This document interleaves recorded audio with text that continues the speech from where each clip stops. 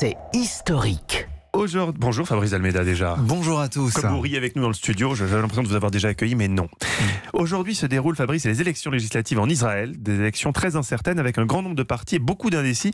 Quel facteur joue sur les élections en Israël ? Le premier facteur est que depuis sa création en 1948, Israël est un pays en guerre et en état d'urgence. C'est seulement en 1979 qu'il a établi la paix avec l'Égypte, en 1994 avec la Jordanie, mais l'état de guerre demeure, notamment avec la Syrie. La politique extérieure pèse lourdement. La chute de l'Union soviétique a favorisé la stratégie travailliste de négociation avec les Palestiniens. Elle débouche sur les accords d'Oslo en 1993, puis s'étiole.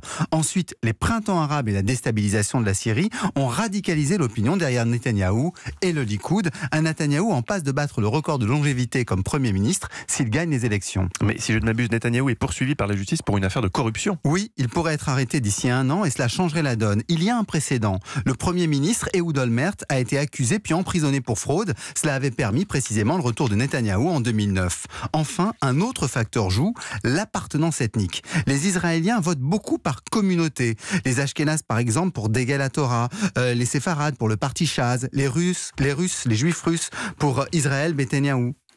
Et donc, y compris pour la minorité arabe. Il y a une minorité arabe. Oui, exactement. Les Arabes israéliens représentent 17,5% de la population, mais leur vote n'est pas toujours unifié derrière une seule liste. Et beaucoup s'abstiennent, réduisant leur nombre d'élus car les élections sont à la proportionnelle intégrale. Cela accroît donc la place des mouvements populistes juifs, soutien de Netanyahou, un indice que cette vieille démocratie connaît aussi une usure similaire aux nôtres.